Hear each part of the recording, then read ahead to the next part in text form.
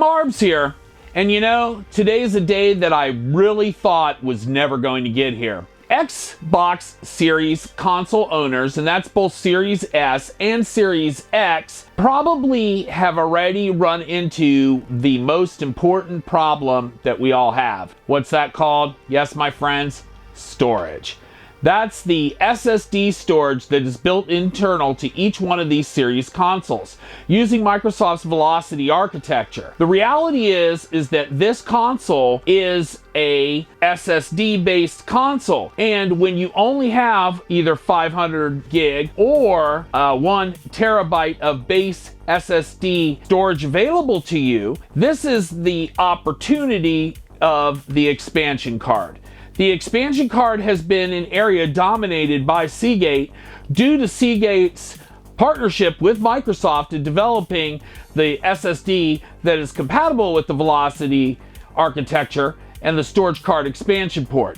Microsoft, when pushed, finally admitted that this was a limited time arrangement and that in the future there would be other companies offering SSD expansion cards for Xbox. Guess what?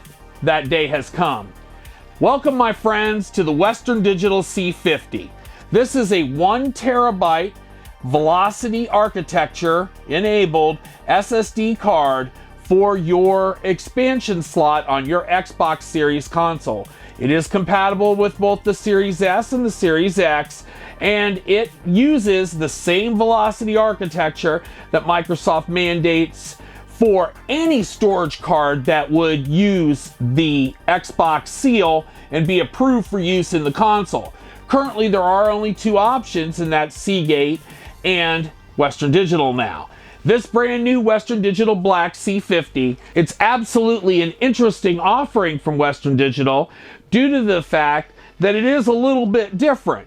It has a key holder style connector on here, so you could connect it to some sort of a key loop, and it also has a Xbox themed sleeve that the card plugs into, which is very nice. You know, we'll look at it very closely, but here's the thing. There are no real ways to benchmark the performance of this card. Microsoft mandates the performance of the card using the Velocity architecture. So the licensing agreement that Western Digital and Seagate both enjoy with Microsoft mandates what the speed of the cards can be. So there is no performance difference whether you buy the Seagate or the Western Digital. Truthfully, the biggest difference right now is the fact that Seagate is offering a 2 terabyte card and Western Digital is only offering a 1 terabyte card at this time. The prices of the cards have fallen. This card was $149 when I purchased it. Now that is an excellent deal and much less than the $219 that these cards commanded when they first came out.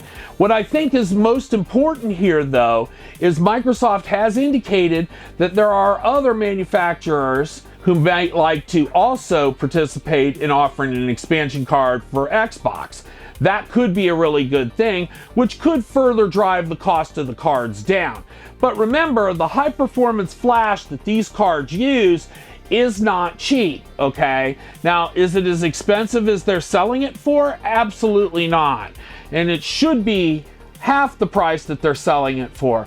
But the reality is, when you look at the concepts of the flash memory and the fact that Western Digital and Seagate are offering a package where you really don't have to worry about, you know, the flash memory, the heat sink, everything is all in one package to Microsoft specifications, so the performance that you will enjoy will be good performance. Which one would I buy?